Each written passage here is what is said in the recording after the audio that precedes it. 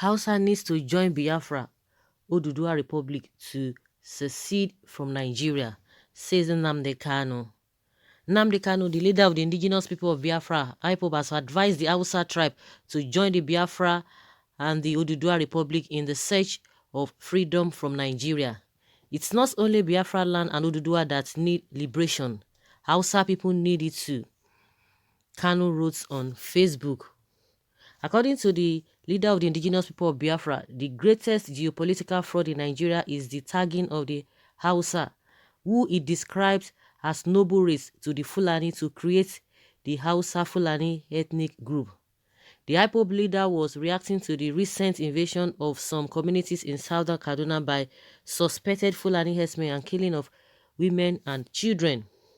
He claimed that Fulani has been killing Hausa and other ethnic minorities in the far north since 1804, yet they, the Hausa, foolishly cling onto one Nigeria. This is Fulani Janjaweed atrocity at its inglorious best against peaceful indigenous Hausa and other ethnic groups that make up southern Kaduna. Kanu said, wondering why the Fulani allegedly always kill the Hausa if they actually belong to the same ethnic group. This is a lesson for all those, especially Yoruba and Ruga communities in Biafra, that think Fulani will ever stop slaughtering them. The same way Hausa peasants naively welcomed their Fulani visitors who later dominated and turned them into their slaves is how it shall be in the south in the next 47 years. Fulani loves killing people and they will never ever stop. Long-suffering Hausa people is a prime example. The time has come to expel blood-sucking Fulani Janjaweed from our lands, the IPOB leader said. Food for thought. Food for thought. But they will not listen. They love what is happening. They love what is happening. Those who are determined to do something, they don't care how long it takes.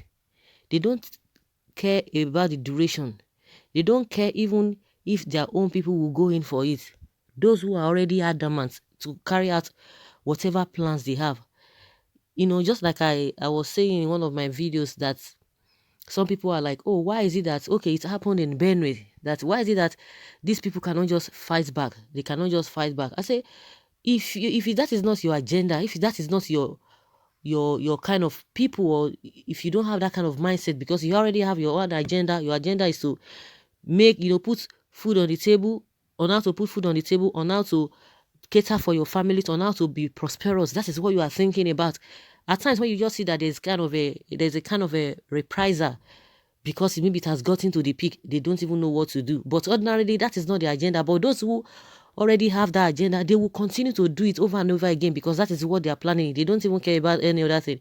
So that is why it is so difficult for people to just be retaliating back. But that, I think the retaliation, if the government that is saddled with the responsibility of protecting lives and properties, if the government is not doing its duty, or is not there to save the people will definitely fight back. But ordinarily, it is not in them. So the same thing, and I quite agree with what Nnamdi Kanu is saying in this place. How did these people come into Hausa land? How were they able to conquer them? That is the question. And the same thing. And these people, they have made some statement before now. Somebody will now say, oh, what is this guy talking about? Maybe we tend to forget things easily. Because I can remember during this Amotekun, they made a lot of statements. During the Amotekun, they made a lot of, insightful statements saying that, oh, from one Atlantic Ocean to one to that, Nigeria belongs to them.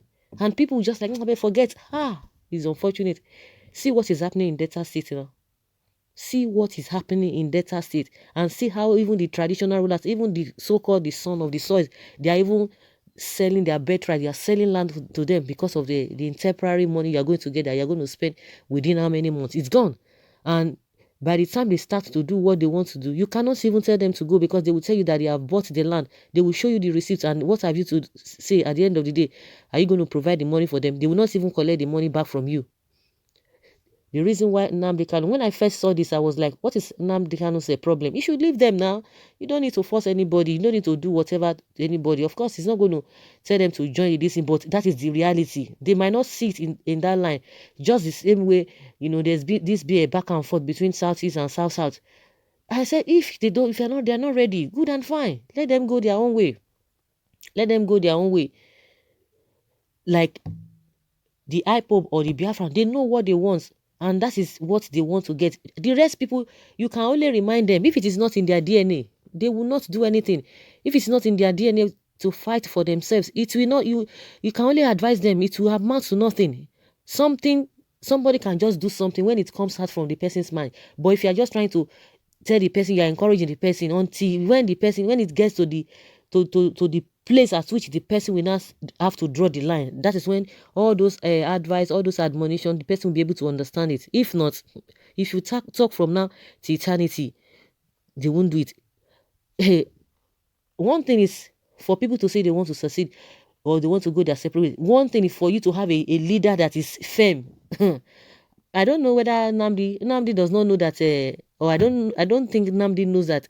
If he knows whether, if you want to have somebody, if you want to go through this thing, you need to have somebody that is strong, that knows what he's doing, that will be able to carry the people along. Come rain, come sun. Nnamdi Kanu is a living testimony, or is a witness to what happened to himself. He will be able to tell the story better. You think it is you just want to amass wealth, want to amass money. Just like the way we've been hearing, Nnamdi collected money, he has been scamming people, it goes beyond that. Do you know what it means to lose one's parent? You think what can money replace your parents?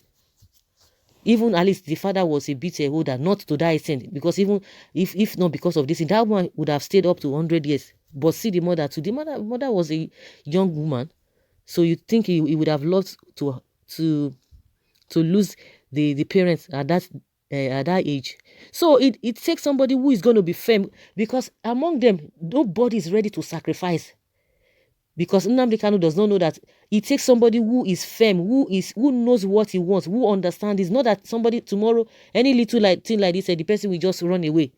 You can't compare yourself to them, because somebody must take lead. And who is going to take lead? Everybody say, I beg you, I know fit, I beg you, I no go die you, I no want die you, all those kind. Those are the things you're going to be hearing. Because he himself, you Nnamdi Kanu, you know what you are looking for, you know what you want, you know that come rain, come sun, you know what you believe in. But the question is that those people you are even advising, is there anybody that is going to stand for them? Because a lot of them are afraid. Nobody is ready to go through what you are going through. I'm sure Nnamdi Kanu is not happy that he's not even in Nigeria. Not that he cannot be in Nigeria, but because of situation of things. A lot of people in those regions, they are not ready for that. They are not ready for that. They just prefer, maybe they just sow their gari with their kuli. Maybe they just go. So far they will be eating. But at the end of the day, in the long run, it's going to backfire. It's going to backfire, because if you think, I don't want problem. But those who won't want the problem, they will be giving you in double dose, because they know that you are afraid. So that's another thing Nnamdi Kanu needs to understand, that who is going to stand, who is going to fight for them, the way himself is pulling with this this Biafra. You think it is not my mayo. It's not an easy thing. Honestly, how many people can do that? How many people can do that? That's why you are seeing that a lot of people are begging. Like, let's say one Nigeria. At least maybe one day, myself go even reach be at the corridor of power. That is what they are looking for. Nobody's ready to now be stressing themselves, to be stressing themselves. You are going to be moving from one place to another. People will be throwing a lot of things at you, instead of you to relax at home and be enjoying with your wife and your children. But see what is going on. So it's not an easy thing. But if they are going to listen, fine.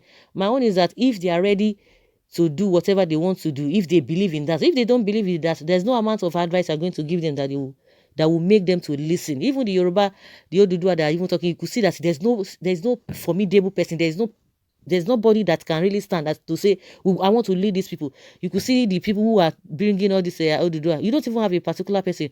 You can imagine that's a professor. Is he Akintoye? That elderly man. How many strength does he have? He will just say whatever he wants to say. This kind of thing, I need somebody who is energetic, just like himself, Nnamdi Kanu. all those old men in all this Oduduwa Republic that are talking about it, how many of them can really sacrifice? That's another thing. So, like they always say, a word is enough for the wise if they are going to listen. When I saw it, I was just like, what is this guy talking about? Well, but of course, when I went through the whole thing, I just said, okay, yes, it's making sense. And it's a wake-up call for other people that the way the way at which these people overcame this Hausa over there, the same thing, they are coming there. It might take them a long time to execute their this thing, but they will still want to do it until the people themselves, they will say, no, we don't want. If not, the same strategy, it will be like that. Maybe they will not be saying Igbo Fulani, Yoruba Fulani, just like they have Hausa Fulani, or they will say Ijo Fulani. You know, go funny you. It will not be funny. Exactly, if you look at it, Hausa Fulani, you can't hear say Igbo Fulani, hey, Yoruba Fulani. If you don't want that kind of a thing to happen, that is why he's calling you.